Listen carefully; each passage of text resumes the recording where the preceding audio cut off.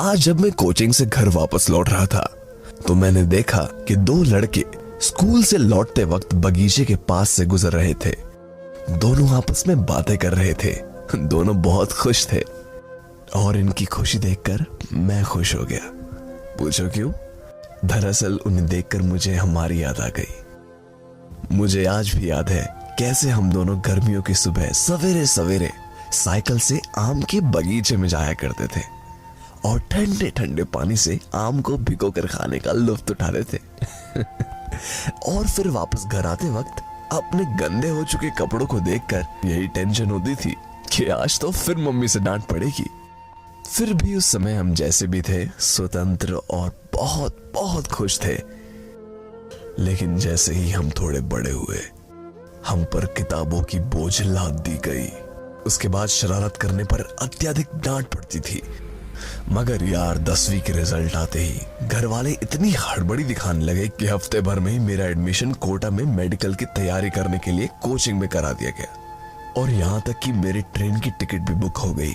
फिर सालों से लगातार किताबों के बीच ही उलझा रह गया।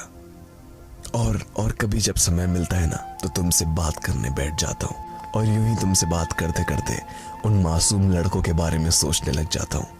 उन्हें नहीं पता कि यह साथ केवल कुछ सालों तक ही रहने वाला है, क्योंकि जैसे ही किताबों का बोझ उन पर लाद दिया जाएगा, तुम्हारी शरारतें खुद ब खुद ही रुक जाएंगी।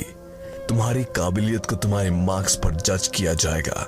तुम्हारे आंसुओं को आंखों में ही कैद कर दिया जाएगा और अगर तुम रोते भी हो तो तुमसे कह दिया जाएगा कि तुम्हें दुनिया चलानी है, तुम ऐसे नहीं रो सकते। और कभी इस दुनिया की भीड़ तुम्हारी असफलता का मजाक उड़ाएगी तो कभी सफल होने पर बाय लक या बाय चांस का टैग दे दिया जाएगा।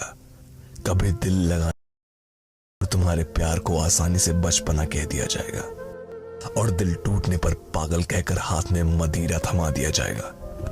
और अगर जीवन में कुछ हासिल नहीं कर पाए तो पिता की कमाई खाने वाला कह दिया जाएगा। और अगर तुमने रो दिया ना तो ये कहेंगे कि तुम तो मर्द हो, मर्द कैसे रो सकता है। अपने इमोशंस को फांसी पे चढ़ा दो, लेकिन रोना नहीं है। किसी सिनेमा या फिल्म में यह कह दिया गया कि मर्द को दर्द नहीं होता, तो क्या वाकई में दर्द नहीं होता या अपने जिम्मेदारियों के बोझ से लदे रहने के कारण जाहिर नहीं कर पाता?